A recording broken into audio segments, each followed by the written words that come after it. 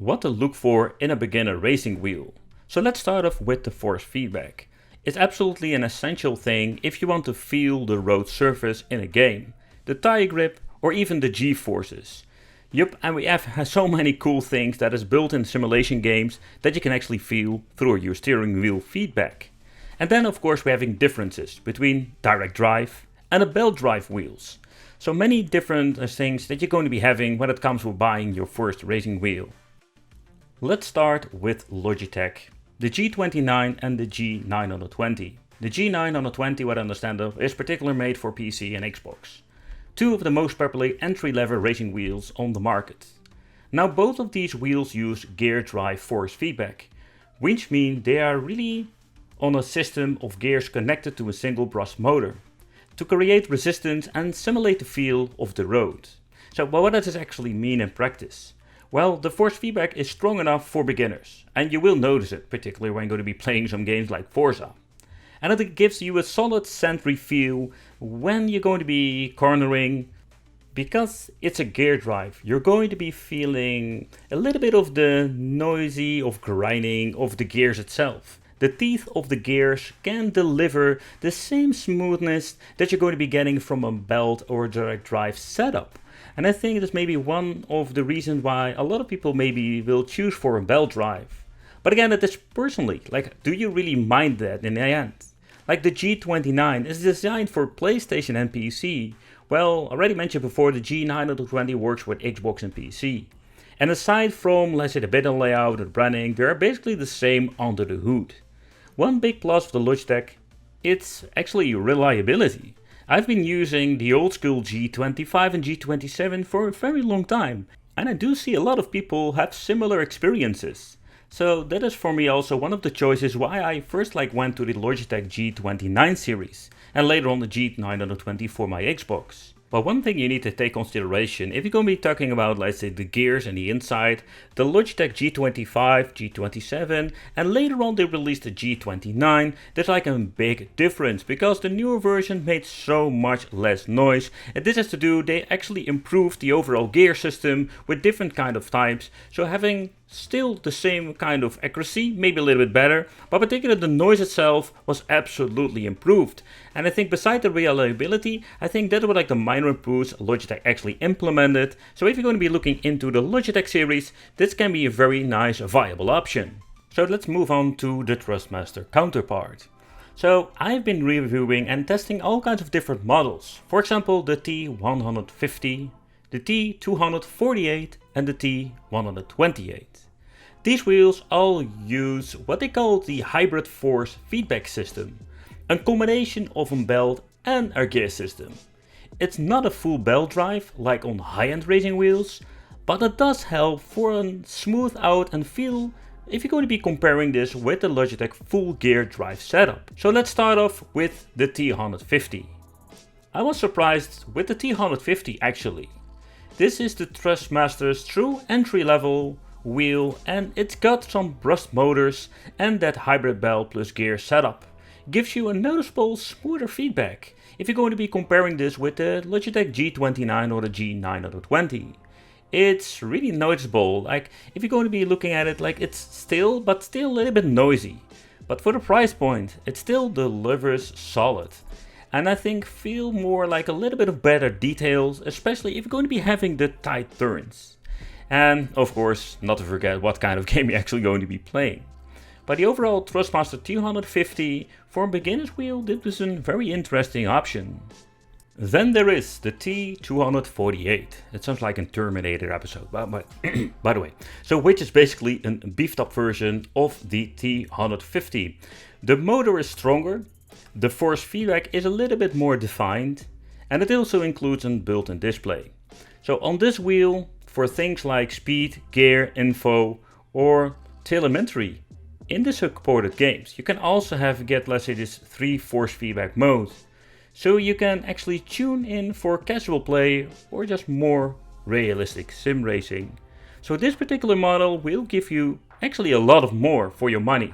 But the main question you need to ask yourself, are you actually waiting for stuff like that? And that is where you're going to be finding the biggest comparisons between the T150 and the T248. Finally, the T128. This is Thrustmaster's most affordable modern wheel. It's lighter, it uses the same hybrid force feedback concept, but with a dynamic FFB that adapts actually on the fly. It's perfect for beginners or arcade style racing fans, but don't expect the massive torque. I mean, if you're going to be having, like, say, the resistance. It's built for just the simplicity and accessibility. But okay, so an overall about the Thrustmaster. We do have the hybrid belt and gear system. This wheel given smoother and more redefined than the Logitech G29 or the G920.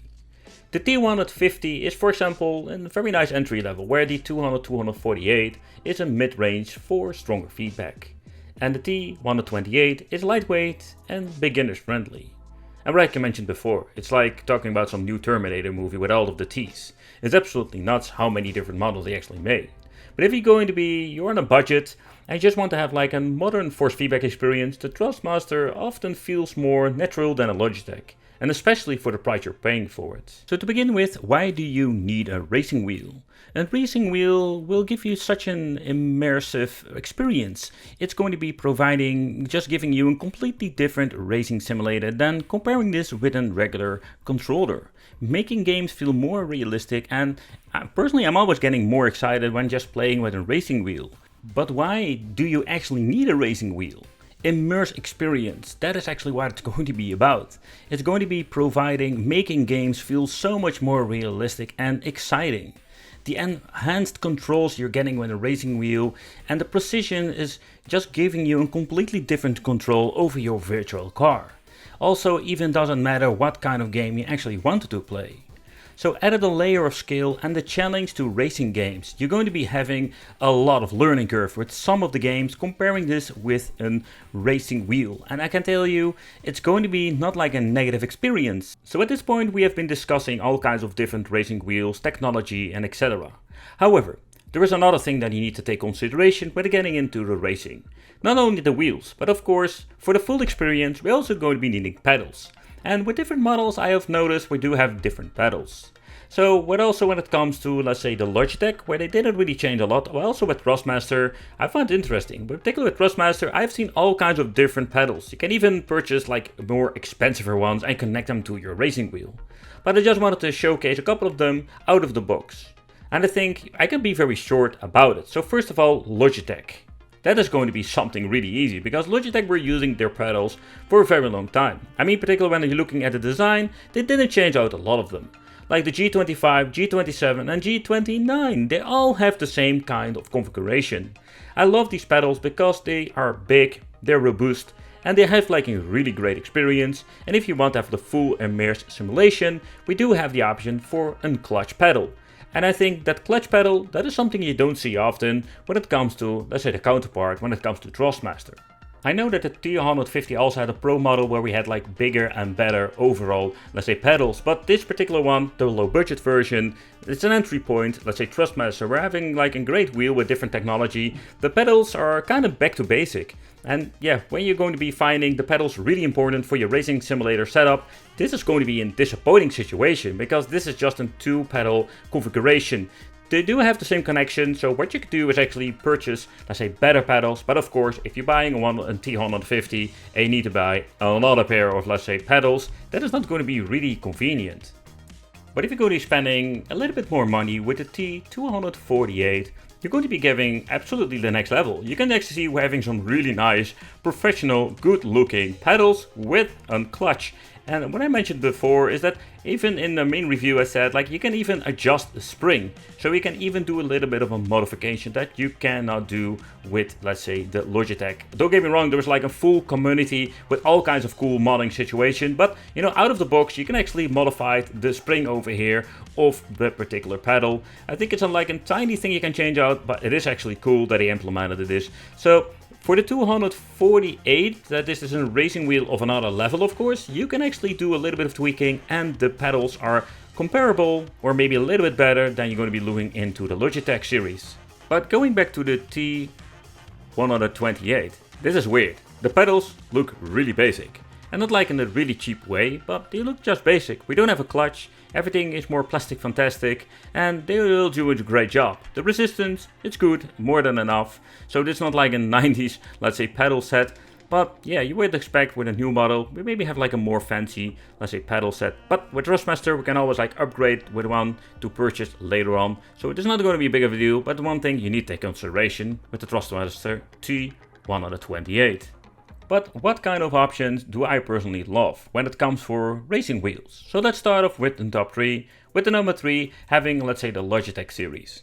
The Logitech series, I am just a big fan of the Logitech racing wheels, with the simple reason because of the overall performance, but also when it comes to the pedals. I don't really mind the direct drive, and you know, it's more like a personal thing. I've been using the G25 and G27 for a very long time now, and I must say, I am satisfied. Okay, so what you do need to remember if you're going to be playing on a certain platform. So with PC, we do have a compatibility with a lot of different older racing wheels, depending also what kind of game you're playing. But, so the G25, the G27 can be a great option if you're going to be finding them used for not a lot of money in good condition and of course with the power supply. But if you're going to be choosing to play on a PlayStation 5, I would say like get yourself like a G29, and if you're going to be playing on Xbox or PC, you can actually get yourself a G920. So the Logitech series, I already mentioned throughout, like I personally don't really mind like the gear configuration, where the newer models are less noisy, and I think the overall feedback system is just great. So for, let's say, in top 3, I would put the Logitech on the number 3. But if you just want to have more, like say, feel of the racing simulation and don't really care about cheaper pedals, the Thrustmaster T150 can be an interesting one, and that's also the reason why I'm choosing it for put on number 2. So it's still like a very nice entry wheel, with not like a very high price point, and if you're going to be looking into the second-hand market, you can sometimes find them for a bargain price. Always take consideration, get yourself one that looks nice, good condition, and comes with the needed power supply.